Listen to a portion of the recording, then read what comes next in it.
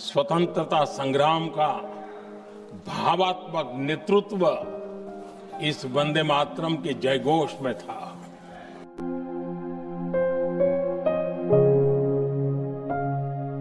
उनका जो राष्ट्रीय गीत था, गॉड सेव द क्वीन, इसको भारत में घर घर पहुंचाने का एक षड्यंत्र चल रहा था। ऐसे समय बंकिम दा ने चुनौती दी और ईंट का जवाब पत्थर से दिया।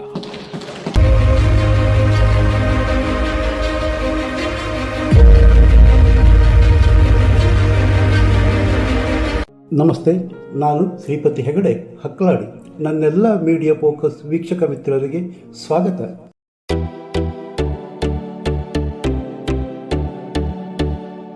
ಒಂದೇ ಮಾತರಂ, ಭಾರತದ ಹೃದಯದ ಧ್ವನಿ, ಸ್ವಾತಂತ್ರ್ಯ ಹೋರಾಟದ ಜೀವನಾಡಿ ಪವಿತ್ರ ಮಂತ್ರಕ್ಕೆ ಇದೀಗ 150 ವರ್ಷ ಅಜೇಯ ಸಂಚಾರ ಪೂರೈಸ್ತಾ ಇದೆ. 1875ರಲ್ಲಿ ಬಂಕಿಮಚಂದ್ರ ಚಟರ್ಜಿ ಬರೆದ ಒಂದೇ ಮಾತರಂ ಕೇವಲ ಕವನವಲ್ಲ, ಕಾವ್ಯವೂ ಅಲ್ಲ, ಮಂತ್ರವಂತೂ ಅಲ್ಲವೇ ಅಲ್ಲ. ಭಾರತೀಯರ ಆತ್ಮಶಕ್ತಿ, ಧೀಶಕ್ತಿ, ತಾಯ್ನಾಡಿನ ಗೌರವ, ಸ್ವಾಭಿಮಾನ ಸಾರುವ ಘೋಷವಾಕ್ಯ. ಏನದು ಒಂದೇ ಮಾತರಂ ವಿಶೇಷ? ಬ್ರಿಟಿಷರ ವಿರುದ್ಧ ಹೇಗೆ ಕೆಲಸ ಮಾಡಿತು ಎನ್ನುವುದು ತಿಳಿಸುವ ಜೊತೆ ಸಂಸತ್ತಿನಲ್ಲಿ ಮೋದಿ ಮಾಡಿದ ಮಾತಿನ ಪ್ರಮುಖ ಅಂಶಗಳು ಇಲ್ಲಿದ್ದು ವಿಡಿಯೋ ಸ್ಕಿಪ್ ಮಾಡದೆ ಕೊನೆ ತನಕ ನೋಡಿ. ಒಂದೇ ಮಾತರಂ ನಾದ ಕೇಳಿದಾಗ ಬ್ರಿಟಿಷರ ವಿರುದ್ಧ ಹೋರಾಡಿದ ಕ್ರಾಂತಿಕಾರರ ಹೆಜ್ಜೆ ಮನಸ್ಸಿನಲ್ಲಿ ಗುನುಗುತ್ತೆ. ಅನೇಕರು ಜೈಲು ಶಿಕ್ಷೆ ಅನುಭವಿಸಿದ ನೋವು ಹೃದಯಕ್ಕೆ ಇರುತ್ತೆ, ಗಾಯ ಮಾಡುತ್ತೆ.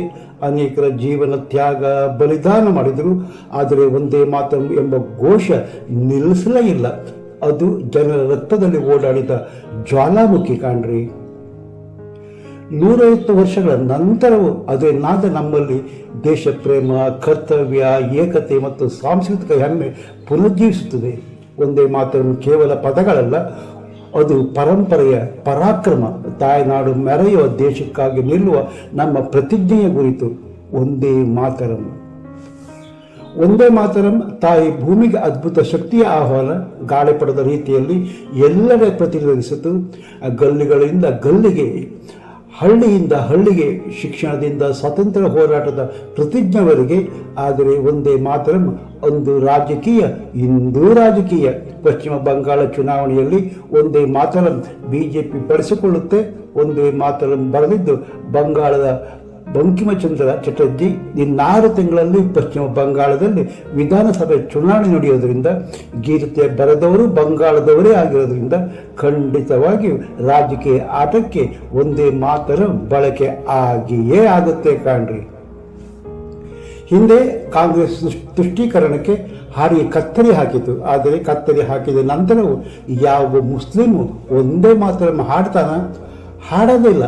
ಹಾಗಿದ್ದಾಗ ಕತ್ತರಿಸುವ ಅವಶ್ಯಕತೆ ಏನಿತ್ತು? ಇಂದಿಗೂ ಸಾಬರು ಒಂದೇ ಮಾತರಂ ಹಾಡಲ್ಲ. ಸಂಸತ್ತಿನಲ್ಲಿ ಒಂದೇ ಮಾತರಂ ಹಾಡುವ ಕ್ರಮವಿದ್ದರೂ ಮುಸ್ಲಿಂ ಸಂಸದರು ಸಬೂಬು ಹೇಳಿ ಹೊರ ಹೋಗುತ್ತಾರೆ. ಹಾಗಿದ್ದ ಮೇಲೆ ಕತ್ತರಿ ಹಾಕಿತ್ತು. 1935ರಲ್ಲಿ 50 ವರ್ಷ ಆಚರಣೆ ಆಗಲಿಲ್ಲ. ಕಾರಣ ದೇಶ ದಾಸ್ಯ ಮುಕ್ತವಾಗಿರಲಿಲ್ಲ. 1975 ಇಂದಿರಾ ಗಾಂಧಿಯ ತುರ್ತು ಪರಿಸ್ಥಿತಿ. ದೇಶಭಕ್ತರು ಜೈಲಲ್ಲಿದ್ದರು. ಇನ್ನು ಒಂದೇ ಮಾತರಂ 75 ಆಚರಣೆ ಮಾಡಲಿಕ್ಕೆ ಸಾಧ್ಯನಾ?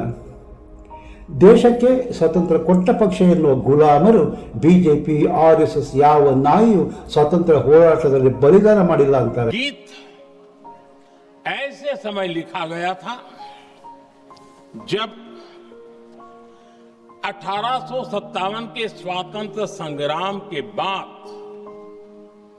अंग्रेज सल्तनत बौखलाई हुई थी, भारत पर भांति भांति के दबाव डाल रही थी, भांति भांति के जुल्म कर रही थी और भारत के लोगों को मजबूर किया जा रहा था अंग्रेजों के द्वारा। और उस समय उनका जो राष्ट्रीय गीत था, गॉड सेव द क्वीन, इसको भारत में घर घर पहुंचाने का एक षड्यंत्र चल रहा था। ऐसे समय बंकिम दा ने चुनौती दी और ईंट का जवाब पत्थर से दिया और उसमें से वंदे मातरम का जन्म हुआ। ಆದರೆ ದೇಶದ ಸ್ವಾತಂತ್ರ್ಯದ ಕಿಚ್ಚು ಹುಚ್ಚಿದ ಒಂದೇ ಮಾತರಂ ಗೀತೆ ಕತ್ತಲೆ ಹಾಕ್ತಾರೆ. ಇದೆಂಥ ವಿಪರ್ಯಾಸ ಅಲ್ವಾ? ಒಂದೇ ಮಾತರಂ ದೇಶ ಭಕ್ತಿಯನಾದ, ಆದರೆ ಇದು ರಾಜಕೀಯ ಮುಕ್ತವಾಗಲಿಲ್ಲ. ಬಂಗಾಳದ ಬಂಕಿಮಚಂದ್ರ ಚಟರ್ಜಿ ಬರೆದ ಕವನ ಬ್ರಿಟಿಷರ ವಿರುದ್ಧದ ಕ್ರಾಂತಿಯ ಸಂಕೇತ. ಆದರೆ ಸಮಯ ಬದಲಾಗುತ್ತಿದ್ದಂತೆ ಅದು ರಾಜಕೀಯದ ಕೇಂದ್ರೀಯ ಅಸ್ತ್ರವೂ ಆಯಿತು. ಬಿಜೆಪಿ RS ದೇಶಕ್ಕೆ ಸ್ವತಂತ್ರ ತಂದುಕೊಟ್ಟ ಪಕ್ಷವಲ್ಲ, ಹೋರಾಟಕ್ಕೆ ಬಂದಿಲ್ಲ ಎಂದು ಕಾಂಗ್ರೆಸ್ ಹೇಳಿಕೊಳ್ಳುವುದು ಒಂಥರ ನೆರೇಟಿವ್. ಆದರೆ ಅದೇ ಕಾಂಗ್ರೆಸ್ ಭಾರತ ಒಗ್ಗೂಡಿಸಿದ ಒಂದೇ ಮಾತರ ಮೇಲೆಯೇ ಕತ್ತಲೆ ಹಚ್ಚಿದ ಕತ್ತಲು ಇತಿಹಾಸವೂ ಇದೆ.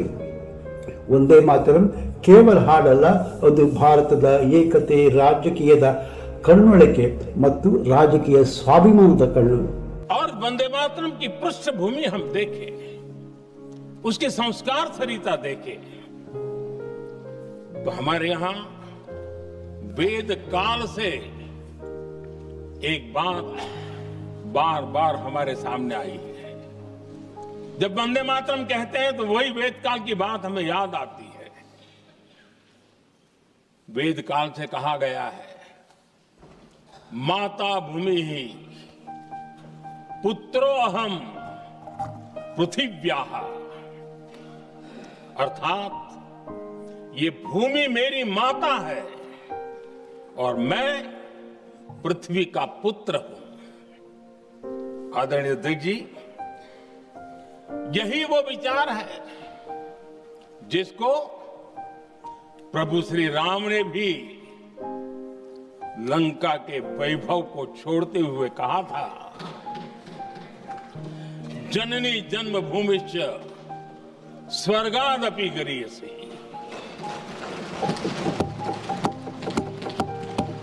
वंदे मातरम यही महान सांस्कृतिक परंपरा का एक आधुनिक अवतार है. ಒಂದೇ ಮಾತರಂ ಇಂದಿನ ರಾಜಕೀಯದಲ್ಲಿ ಮತ್ತೆ ಜ್ವಾಲೆ, ಆದರೆ ಅದಕ್ಕೆ ಬೇರುಗಳು ತುಂಬ ಆಳದಲ್ಲಿದೆ. ನಾವು ಯಾರಾದರೂ ಸಿಕ್ಕರೆ ಅಥವಾ ಫೋನ್ ಕಾಲ್ ರಿಸೀವ್ ಮಾಡಬೇಕಿದ್ದಾಗ ಹಲೋ ಅನ್ನಲ್ವಾ, ನಮಸ್ಕಾರ ಅನ್ನಲ್ವಾ, ಹಾಗೆ ಹಿಂದೆ ಒಂದೇ ಮಾತರಂ ಮಾತು ನಿನ್ನವೇ ಮಾತು ಪ್ರಾರಂಭ ಆಗ್ತಾ ಇತ್ತು. ಒಂದೇ ಮಾತರಂ ಹೆಸರಿನ ಪತ್ರಿಕೆಯೂ ಇತ್ತು. ಹಡಗುಗಳ ಮೇಲೆ ಒಂದೇ ಮಾತರಂ ಬರೆದು ಹಾಕುವುದು ಬ್ರಿಟಿಷ್ ಕಾಲದಲ್ಲಿ ಸಾಮಾನ್ಯವಾಗಿ ಹೋಗಿತ್ತು.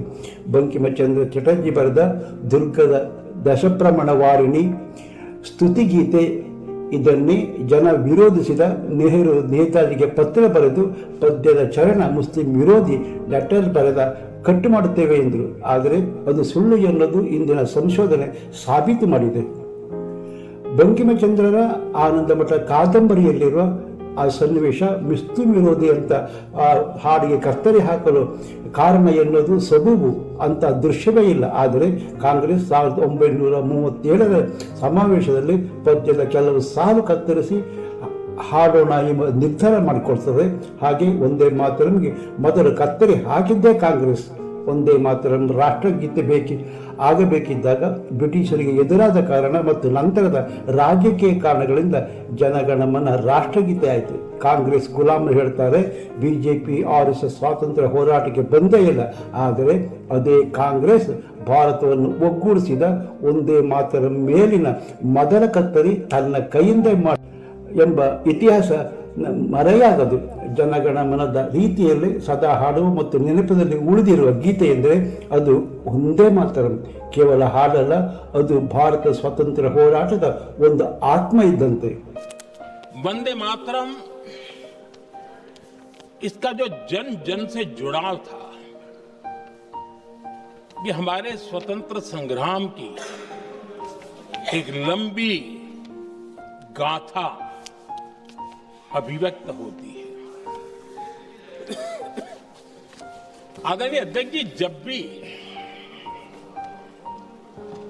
जैसे किसी नदी की चर्चा होती है, चाहे सिंधु हो, सरस्वती हो, कावेरी हो, गोदावरी हो, गंगा हो, यमुना हो, उस नदी के साथ एक सांस्कृतिक धारा प्रवाह, एक विकास यात्रा का धारा प्रवाह, एक जन जीवन की यात्रा का प्रवाह उसके साथ जुड़ जाता है। लेकिन क्या कभी किसी ने सोचा है कि आजादी जंग के हर पड़ाव, वो पूरी यात्रा वंदे मातरम की भावनाओं से गुजरता था। ಬಂಕಿಮಚಂದ್ರರ ದೇಶಭಕ್ತಿ ಗೀತೆ ಒಂದೇ ಮಾತರಂ ರಚನೆ ಬ್ರಿಟಿಷ್ ಆಡಳಿತಗಾರರು ಪ್ರತಿ ಸಮಾರಂಭದಲ್ಲಿ ಇಂಗ್ಲೆಂಡ್ ರಾಣಿಗೆ ಗೌರವ ಸಲ್ಲಿಸುವ ಸೇವ್ ದ ಕ್ವೀನ್ ಎಂಬ ಹಾಡು ಹಾಡುವುದು ಕಡ್ಡಾಯಗೊಳಿಸಿದರು. ಇದು ಬಂಕಿಮಚಂದ್ರ ಸೇರಿದಂತೆ ಅನೇಕ ದೇಶವಾಸಿಗಳನ್ನ ಕೆರಳಿಸಿಬಿಡುತ್ತೆ. ಇದಕ್ಕೆ ಪ್ರತಿಯಾಗಿ ಬಂಕಿಮಚಂದ್ರರು 1874ರಲ್ಲಿ ಒಂದೇ ಮಾತರಂ ರಚಿಸಿದರು. ಈ ಹಾಡಿನ ಕೇಂದ್ರ ವಿಷಯವೆಂದರೆ ಭಾರತದ ಭೂಮಿ ತಾಯಿ ಎಂದು ಸಂಬೋಧಿಸುವುದು. ಹಾಡು ನಂತರದ ಅವರ 1882 ಕಾದಂಬರಿ ಆನಂದ ಮಠದಲ್ಲಿ ಸೇರಿಸಲಾಯಿತು. ಐತಿಹಾಸಿಕ ಮತ್ತು ಸಾಮಾಜಿಕ ರಚನೆಗಳಿಂದ ಹೆಣೆಯಲಾದ ಈ ಕಾದಂಬರಿ ದೇಶದಲ್ಲಿ ರಾಷ್ಟ್ರೀಯತೆಯ ಚೈತನ್ಯ ಜಾಗೃತಿಗೊಳಿಸಲು ಗಮನಾರ್ಹ ಕೊಡುಗೆ ನೀಡಿದೆ. ಒಂದೇ ಮಾತರಂ ಮೊದಲ ಬಾರಿಗೆ ಹಾಡಿದ್ದು 1896 ಕೋಲ್ಕತ್ತಾದಲ್ಲಿ ನಡೆದ ಭಾರತೀಯ ರಾಷ್ಟ್ರೀಯ ಕಾಂಗ್ರೆಸ್ ಅಧಿವೇಶನದಲ್ಲಿ. ಅಲ್ಪಾವಧಿಯಲ್ಲಿಯೇ ದೇಶಭಕ್ತಿಯ ಸಂಕೇತ ಹಾಡು ಬ್ರಿಟಿಷ್ ಆಳ್ವಿಕೆಯ ವಿರುದ್ಧ ಭಾರತೀಯ ಕ್ರಾಂತಿಕಾರಿಗಳ ನೆಚ್ಚಿನ ಹಾಡಾಯಿತು ಮತ್ತು ಮುಖ್ಯ ಘೋಷಣೆಯೂ ಆಯಿತು.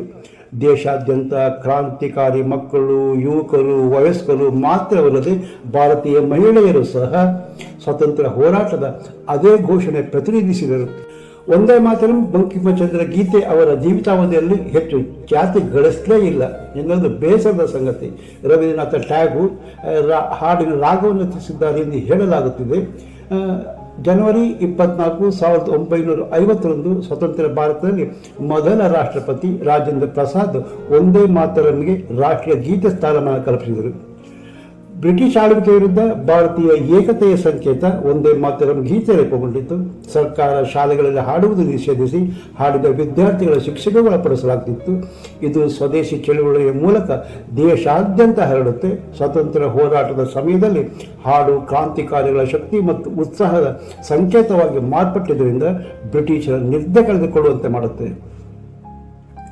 ಭಾರತದ ಮೊದಲ ರಾಷ್ಟ್ರಪತಿ ಡಾಕ್ಟರ್ ರಾಜೇಂದ್ರ ಪ್ರಸಾದ್ ಜನವರಿ 24, 1950ರಂದು ಸಂವಿಧಾನ ಸಭೆಯನ್ನುದ್ದೇಶಿಸಿ ಮಾತನಾಡಿ ಒಂದೇ ಮಾತರಂ ಸ್ವತಂತ್ರ ಚಳವಳಿಯಲ್ಲಿ ಮಹತ್ವದ ಪಾತ್ರ ವಹಿಸಿರುವುದರಿಂದ ಅದಕ್ಕೆ ರಾಷ್ಟ್ರಗೀತೆ ಜನಗಣಮನದಂತೆಯೇ ಸ್ಥಾನಮಾನದ ಗೌರವ ನೀಡಬೇಕೆಂದು. ಇಂದಿಗೂ ಒಂದೇ ಮಾತರಂ ನಮ್ಮ ದೇಶದ ಬಗ್ಗೆ ಹೆಮ್ಮೆ, ಪ್ರೀತಿ ಮತ್ತು ಭಕ್ತಿಯ ಜ್ಞಾಪಕವಾಗಿ ಉಳಿದಿದೆ. ಈ ಹಾಡು ಹಾಡುತ್ತಿರುವಾಗ ಪ್ರತಿಯೊಬ್ಬ ಭಾರತೀಯನಲ್ಲೂ ಉತ್ಸಾಹ ಮತ್ತು ದೇಶಭಕ್ತಿ ಉಕ್ಕುತ್ತವೆ. ಒಂದೇ ಮಾತರಂ 150 ವರ್ಷಗಳಿಂದ ಭಾರತೀಯರ ಹೃದಯದಲ್ಲಿ ದೀಪಿಸಿದೆ. ದೇಶಭಕ್ತಿನಾದ ಬಂಕಿಮಚಂದ್ರ ಚಟರ್ಜಿ ಬರೆದ ಕೃತಿ ಸ್ವತಂತ್ರ ಹೋರಾಟದ ಶಕ್ತಿ, ಅದರ ಮೂಲ ಮಹತ್ವ ಮತ್ತು ಇಂದಿನ ಯುವ ಪೀಳಿಗೆಗೆ ಸಂದೇಶ. ಒಂದೇ ಮಾತರಂ 150 ವರ್ಷ ಇದು ಹಾಡಲ್ಲ, ಸ್ವತಂತ್ರ ಹೋರಾಟದ ಕ್ರಾಂತಿ, ಬ್ರಿಟಿಷರ ವಿರುದ್ಧ ಹೋರಾಟದ ಘೋಷ ಎಂದು ಮೋದಿ ಹೇಳಿದ್ದು. ಪುರಾತನ ಕಾಲದಲ್ಲಿ ಇಂಡಿಯನ್ ನ್ಯಾಷನಲ್ ಕಾಂಗ್ರೆಸ್ ಮತ್ತು ಅದರ ಹಿಂದೆ ರಾಜಕೀಯ ನಿರ್ಧಾರ ಒಂದೇ ಮಾತರಂ ಕೆಲವು ಸಾಲ ತುಂಡು ಮಾಡಿ ಹಾನಿ ಮಾಡಿದೆ. और जीवन आहूत करने के लिए निकल पड़ते हो, दुनिया में ऐसा कोई भावगीत नहीं हो सकता जो वंदे मातरम। पूरे विश्व को पता होना चाहिए कि गुलामी के कालखंड में भी ऐसे लोग हमारे यहां पैदा होते थे जो इस प्रकार के भावगीत की रचना कर सकते थे। ये विश्व के लिए अजूबा है, हमें गर्व से कहना चाहिए, तब दुनिया भी मानना शुरू करेगी। ये हमारी स्वतंत्रता का मंत्र था, ये बलिदान का मंत्र था, ये ऊर्जा का मंत्र था, ये सात्विकता का मंत्र था, ये समर्पण का मंत्र था, ये त्याग और तपस्या का मंत्र था, संकटों को सहने का सामर्थ्य देने का ये मंत्र था, और वो मंत्र वंदे मातरम था। ಮೋದಿ ಮಾತಿನ ಬಗ್ಗೆ ಏನನ್ನಿಸುತ್ತೆ ನಿಮ್ಮ ಅಭಿಪ್ರಾಯ ಕಾಮೆಂಟ್ ಮಾಡಿ. ವಿಡಿಯೋ ಇಷ್ಟವಾದರೆ ಮೀಡಿಯಾ ಫೋಕಸ್ ಚಾನಲ್ ಸಬ್ಸ್ಕ್ರೈಬ್ ಮಾಡಿ, ಲೈಕ್ ಹಾಗೂ ಶೇರ್ ಮಾಡೋದು ಮರಿಬೇಡಿ. ಮತ್ತೊಂದು ಹೊಸ ವಿಷಯದೊಟ್ಟಿಗೆ ನಿಮ್ಮ ಮುಂದೆ ಬರ್ತೇನೆ. ಅಲ್ಲಿಯ ತನಕ ನಮಸ್ಕಾರ. ಜೈ ಕರ್ನಾಟಕ, ಜೈ ಹಿಂದ್.